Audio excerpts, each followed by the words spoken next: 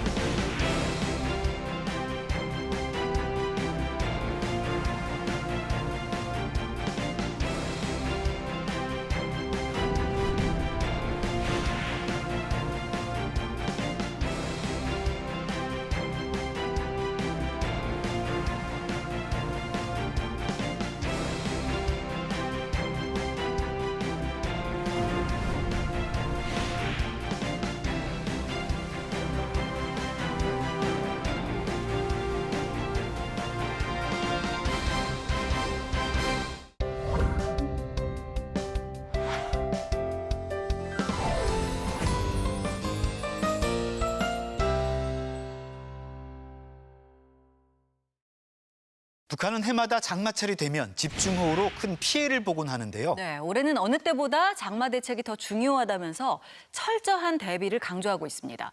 박철영 기자, 장마를 앞두고 북한이 대책 마련에 안간힘을 쓰고 있다면서요? 네.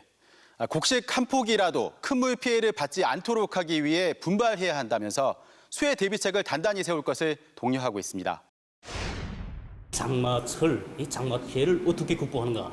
여기에 올해 농사의 성패가 달렸다고 말해도 과언이 아니라고 말할 수 있습니다. 자그마한 빈틈도 용납해선 안 된다며 절박함이 느껴질 만큼 대대적으로 대책 마련을 촉구하고 있습니다. 북한의 본격적인 장마가 시작되는 건 언제부터인가요? 7월 들어 방송된 북한의 날씨 보도인데요. 한때 비가 내렸습니다. 오후에 비와 소낙비가 내렸습니다.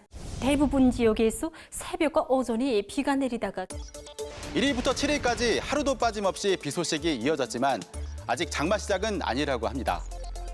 올해는 이제 7월 중순에 들어서면서 우리나라가 이제 장마기에 들어갈 것으로 이제 그렇게 예견됩니다. 지금은 한반도 남쪽, 중국과 일본 남부 지역에 걸쳐 있는 장마 전선이 다음 주 북상하고 본격적인 장마가 시작될 것으로 보고 있습니다.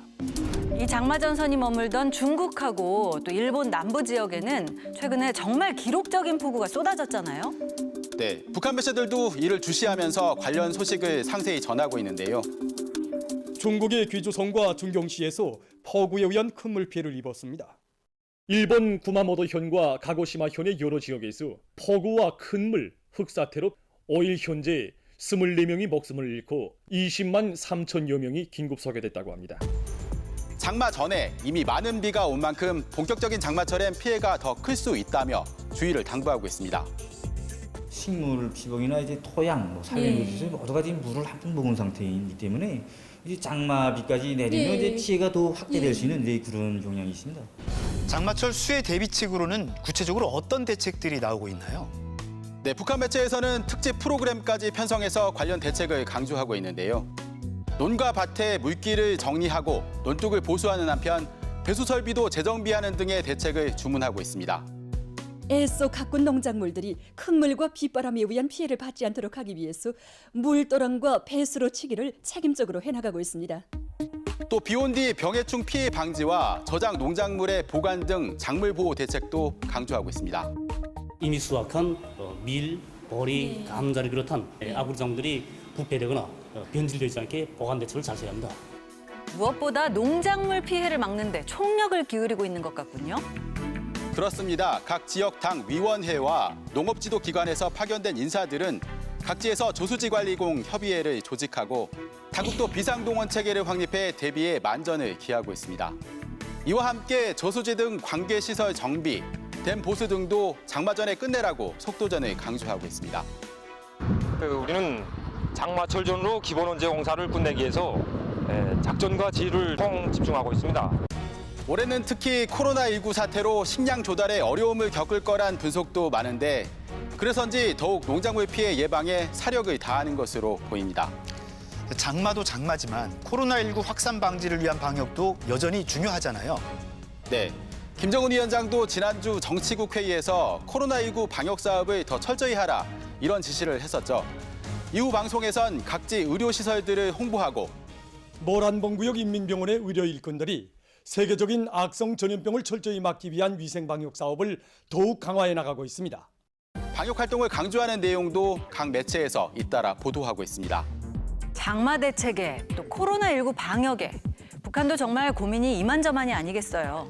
계속되는 경제난 속에서 민심을 추스르기 위해서라도 북한 입장에서 인민의 생활 보장은 꼭 필요할 것으로 보입니다.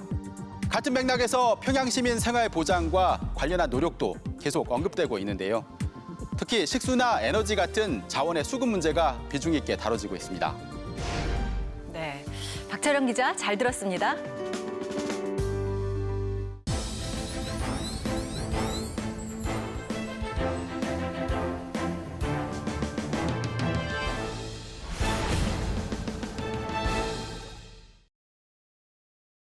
한국과 미국이 대북 정책을 조율하는 협의체죠. 한미 워킹그룹에 대해서 북한이 최근 비난을 이어가고 있습니다. 그런데 김여정 부부장이 중대 조치가 취해지면 비핵화를 할 수도 있다는 의지를 밝히면서 어떤 변화가 있을지 주목되고 있습니다. 정승혜 기자가 짚어봤습니다. 지난달 17일 김여정 제1부부장 담화입니다. 한미 실무그룹이라는 것을 덥석 받아물고 사사건건 북남 관계의 모든 문제를 백악관에 섬겨바쳐온 것이 오늘의 참혹한 후과로 되돌아왔다. 여기서 말하는 한미 실무그룹은 한미 워킹그룹인데 남북 관계 파탄의 중요 요인으로 지목한 겁니다. 도대체 한미 워킹그룹이 뭐기에 북한이 이러는 걸까? 2018년 세 차례의 남북 정상회담 이후 미국의 제안에 의해 11월 출범했는데 북한 비핵화, 남북 협력, 대북 제재를 수시로 조율하는 한미 간 협의체입니다. 그런데 출범 후 얼마 지나지 않아 워킹그룹은 남북 교류의 걸림돌이라는 비판에 직면하게 됩니다. 그해 겨울 독감이 유행해 우리 정부가 북한에 독감 치료제인 타미플루 20만 명분을 보내기로 했는데 우리 북한 동포들에 대한 타미플루의 제공도 해결이 되었습니다. 워킹그룹에서 미국이 제동을 걸고 나서면서 시간을 끌다 못 가게 된 겁니다. 문제가 된 건 인도적 지원 품목인 타미플루가 아니라 타미플루를 싣고 갔다가 돌아올 트럭이었습니다. 트럭은 북한이 차대를 개조해 이동식 미사일 발사대로 쓸 수 있어서 유엔 제재 품목으로 지정돼 있기 때문에 허가할 수 없다는 건데 우리 정부는 북한에 트럭을 주는 게 아닌데 무슨 문제가 되느냐는 입장이었습니다. 우리 정부 입장은 그 왜 반출이냐 가지고 돌아오는 건데 이런 갖고 논의를 하면서 거의 2달 이상 끌었을 거예요. 그러면서 북에서는 개성 쪽 와서 그거 수령하려고 기다리다가 안 오니까 그냥 시간은 또 독감철 지나고 이제 시간 지나면서 이제 파행으로 끝났거든요. 이런 식으로 남북 교류 사안마다 워킹그룹 회의를 거치면서 교류 일정에 차질을 빚게 되자 그러지 않아도 위태로웠던 남북 관계는 더 악화됐습니다. 미국은 최대치로 압박해오고 우리 정부는 제대로 설득하지 못하는 일이 이어지면서 통일부는 지난해 한동안 워킹그룹 참석을 거부하기도 했습니다. 우리가 원칙을 정하고 미국에 얘기하면 되는 건데 그러지 못했던 것 같아요. 그러니까 뭐 작년 하반기 같은 경우는 뭐 통일부는 결국 워킹그룹에 참여도 안 하고 보이콧하고 그랬는데 그걸 일찍 했었어야 되는데 너무 늦게 했죠. 북한의 개성 남북연락사무소 폭파로 긴장이 고조되자 여당 내에서는 아예 워킹그룹을 해체해야 한다는 주장이 이어졌고 이인영 통일부 장관 후보자도 워킹그룹 운영 방식에 문제가 있다는 견해를 밝혔습니다. 워킹그룹을 통해서 할 수 있는 일과 또 우리 스스로가 판단해서 할 수 있는 일 이런 것들을 구분해서 해야 한다는 게 평소에 제 생각이었습니다. 하지만 워킹그룹에 순기능이 있다는 반론도 있습니다. 북한의 핵실험과 미사일 발사로 인한 제재는 미국 재무부, 상무부, 국무부 차원의 제재와 유엔 제재로 나눠지는데 워킹그룹이 없다면 우리가 북에 제재 품목을 보내기 위해 이들을 일일이 접촉해 협상해서 제재 면제를 받아야 합니다. 그래서 그보다는 각 대북 제재 담당들을 한자리에 모아놓은 워킹그룹에서 조율하는 것이 오히려 빠르고 절차를 줄여준다는 겁니다. 우리가 적극적으로 사고하고 능동적으로 대처하면은 미국을 신속하게 설득할 수 있는 측면도 있고요. 대안이 될 수도 있는 측면이 있어서 저는 기본적으로 뭐 차제에 생겨난 그 정책 조율 창구 자체는 뭐 유지하면서 효과적인 방법을 찾는 게 바람직하다고 생각합니다. 결국 워킹그룹 운영에서 관건은 미국을 설득할 논리와 근거, 모니터링 등입니다. 최근 방한했던 스티브 비건 미 국무부 부장관이 한미 동맹에 대한 미국 정부의 확고한 의지를 재확인하면서 이 상황 관리의 필요성을 내비쳤고, 김여정 부부장도 올해 북미 정상회담 가능성은 없지만 비핵화를 하지 않겠다는 건 아니라면서 협상의 여지를 열어놓았습니다. 이런 분위기와 공간을 활용해 남북관계 개선과 협력 사업을 재개할 가능성도 제기되고 있어서 한미 워킹그룹 운용에도 유연한 변화가 있을지 주목됩니다. 통일전망대 정승혜입니다.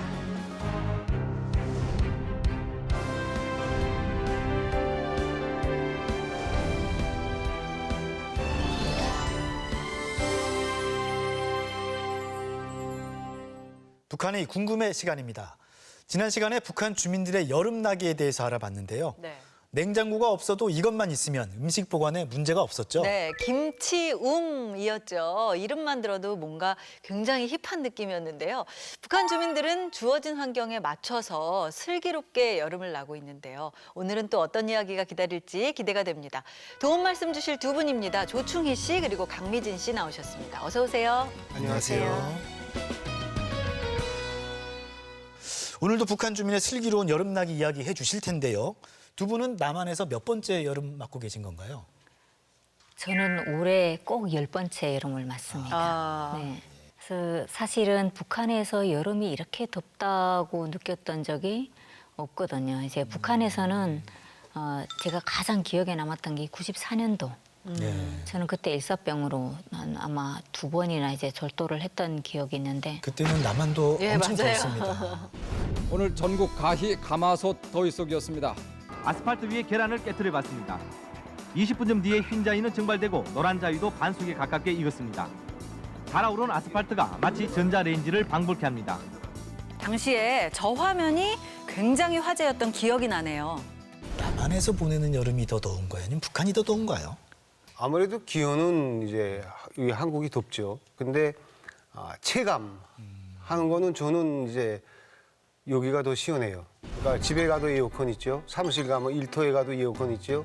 버스 타도 냉방 틀어주고 전철 타도 냉방 틀어주고 밖에서 한 1 내지 2분 길어서 한 4, 5분만 참으면 되는데 그것도 덥지 말라고 걷는 길마다 이거 풍 다 씌워놨더라고요. 만약에 북한에 계셨으면 어떻게 계셨을 것 같으세요?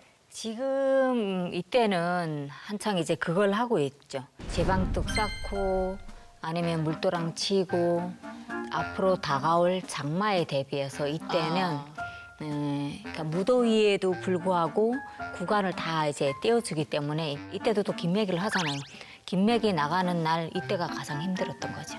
남한에도 이렇게 여름이면 네. 이 농촌이나 뭐 작업 현장 같은 데서 일하시는 분들 가끔씩 일사병에 걸렸다는 소식이 들리곤 하잖아요. 북한 주민들도 밖에서 일을 많이 하실 텐데 여름이면 일사병 걱정 좀 있겠습니다.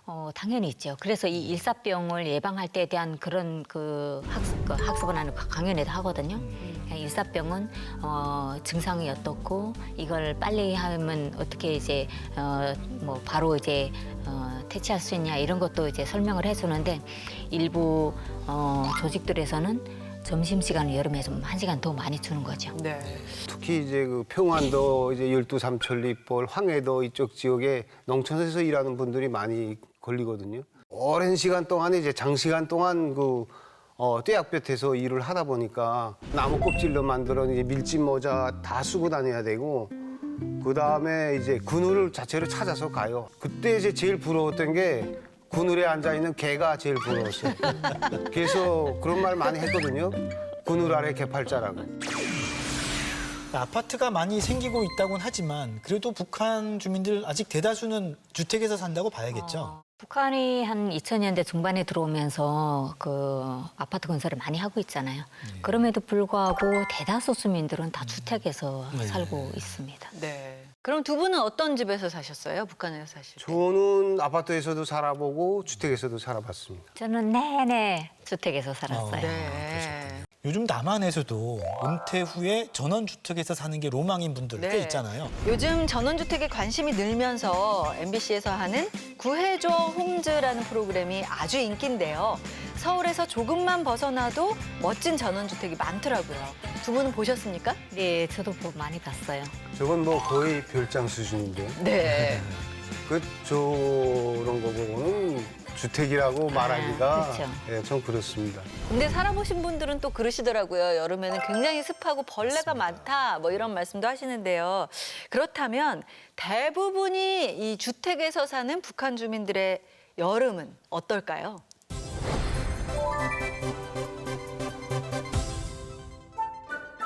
그런데 벌레 퇴치를 쑥으로 한다고요? 쑥도 우리가 이제 또개 먹는 쑥은 안 되고요. 네. 약쑥이라고 따로 있습니다. 그래서 북한에는 이제 뭐 댕강쑥이라고도 하기도 했는데 그 뚱 뜨는 네. 쑥 있지 않습니까? 그 쑥을 따로 써요. 그래서 그 뚱 뜨는 쑥을 피우면 그 냄새가 싫어서 먹이 벌레들이 다 가고요.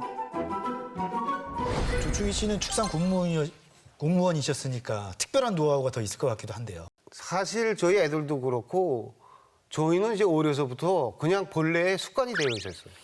뭐 개미 뭐 이런 거 붙으면 툭툭 털어버리고 미뚜기나 뭐 이런 것들 이제 봐도 그냥 지나가고 뱀 같은 것도 그냥 지나갔어요 저희는. 그러니까 이제 그게 몰라서 그러지 뱀은 사람이 널려오지 않으면 먼저 절대 안 덤비거든요. 네. 그냥 뭐 벌레 뭐 그거 다 이제 같이 사는 걸로 해서 크게 신경을 안 썼던 것 같습니다. 자, 여름에 비 오고 그러면 또 습기가 장난이 아니거든요. 예, 일단 저는 한국에 와서 몇 년 됐어요. 이제 한 3, 4년 됐나? 제습기를 샀어요. 네. 너무 집이 습한 거예요. 네. 이제 빨래도 잘 안 마르고. 근데 실제 이건 북한에서도 장마가 지고 이러면 습기가 있잖아요. 그 벌레도 들어올 수 있어요. 그러면 한 4월에 한 번씩 아궁에다 불을 떼서 집안을 이제 딱 건조시키거든요. 네. 그렇기 때문에 이제 습기 뭐 이런 거는 전혀 못 느껴봤어요. 사실 남한에는 7, 80년대 부엌 풍경인데요. 지금 남한에서는 아궁이가 많이 사라졌거든요.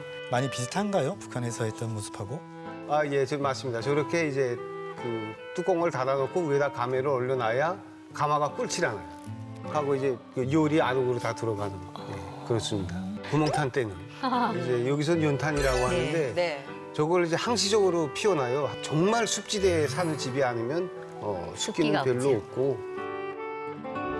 근데 이열치열인가요? 가뜩이나 더운데 아궁이에 불을 뗀다고요? 근데 아궁이에 불을 때는 또 집에서 안 자요. 네. 밖에 평상을 만들어 놓고 땅가마 걸어 놓고 그 옆에 같이 잘 수 있는 자리도 만들어 놓고. 근데 심지어 아파트에도 아궁이가 있어요, 북한에는? 최근에 건설되는 아파트들은 이제 가스도 떼고 하기 때문에 온수난방이라는 거 하는데 웬만한 아파트들은 다 이제 석탄을 떼든 나무를 떼든 이제 구두를 넣고 아궁이가 다 있습니다. 그러니까 아궁이가 제습기 역할을 하고 있는 거네요. 그렇죠. 주택에서 여름나기도 굉장히 슬기롭게 하고 있다 이런 생각이 듭니다. 근데 두 분은 지금 아파트에서 살고 계시잖아요. 주택에서 살 때하고 좀 어떻게 다른가요? 아파트가 편리하긴 하죠. 특히 이제 저 같은 사람은 일하기 싫어하거든요.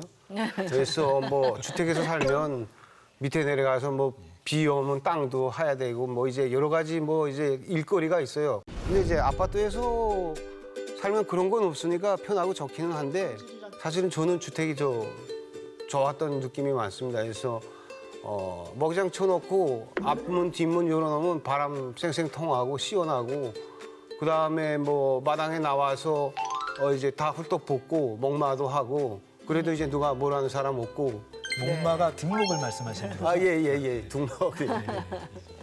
그리고 주택이라고 하게 되면 이렇게 앉아서 뭐 저녁에 같이 이제 사람들하고 모여서 두런두런 얘기도 할 수 있는 그런 자리도 공간도 있을 수 있잖아요. 근데 아파트는 솔직히 한국에서 저는 이해가 안 되는 게 옆집도 모르고 살잖아요. 등목하시는 이야기하며 또 같이 이렇게 두런두런 이야기하며 그런 생각이 드는데 요즘에는 사실 습하면 말씀하신 대로 제습기 틀고요. 또 너무 더우면 에어컨 틀고 북한 주민들은 그렇다면 에어컨 사용을 어느 정도 하는지 너무 제가 사치스러운 이야기를 하는 건가요? 어떤가요? 기관 기업소들 그리고 특히나 권력기관들에서 그걸 이제 달고 있고 일반 주민들은 에어컨이 아니라 그냥 다 선풍기.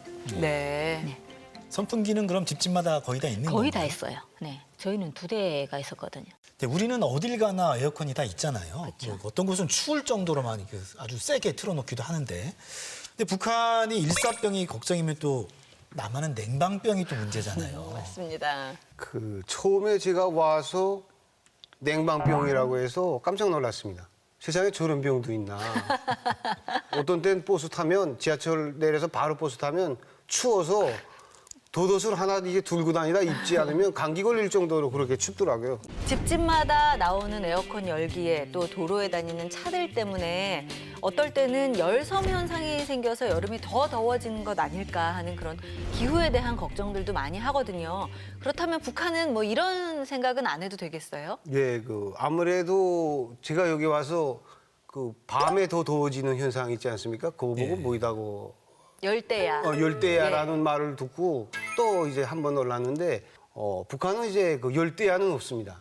그러니까 평양 지방에 하루나 이틀 정말 더운 날은 이제 아스팔트가 닳아가지고 그러기는 하는데 지방의 경우엔 다 거의 다 훅 들어오거든요. 훅 들어오고 뭐 대낮이 아니면 저녁에는 그냥 문만 열어놓으면 시원해서 정 더운 날은 문 열어놓고 자기만 하면 잠자기도 좋고 정말 이제 좋았습니다. 네. 그런데 우리는 요즘 대부분 아파트에 살고 또 에어컨 트느라고 방문 거의 다 닫아놓고 살잖아요. 네. 근데 요즘에는요, 코로나19 때문에라도 맞바람 쳐서 통풍 한 번씩 한 2시간마다 해주는 게 좋다는 이야기는 들었습니다. 네, 꼭 기억하시기 바랍니다.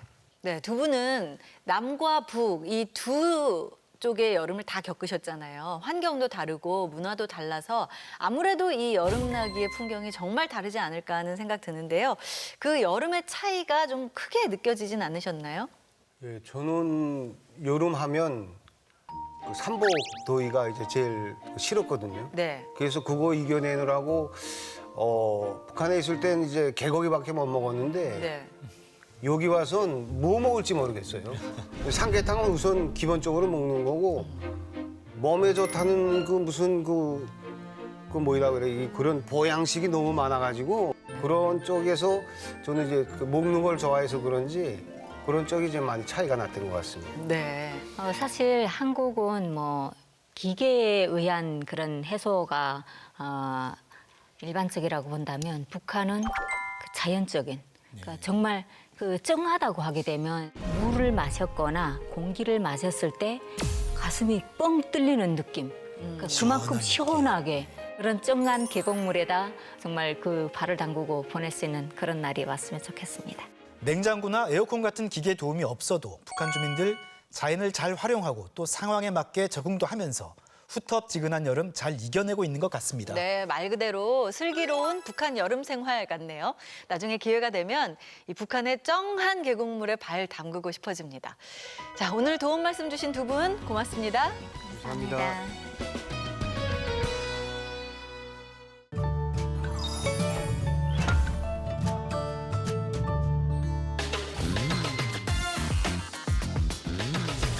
아기 토, 애멀미, 툭스림, 임산부 이런 거 들어가지 않을까? 구역질, 울렁거리고 어지럽고 소감 좋은. 생각이 안 나. 메스꺼움, 수라림, 맨 첫 글자가 이괴. 이발이, 입스껌, 입스림. 비슷해요. 입덧의 북한말은 입스리입니다.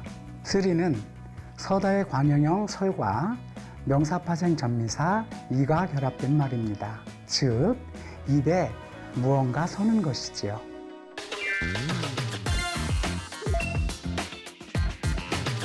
생각보다 이해하기에 그렇게 어렵진 않을 것 같아요. 막상 들으면.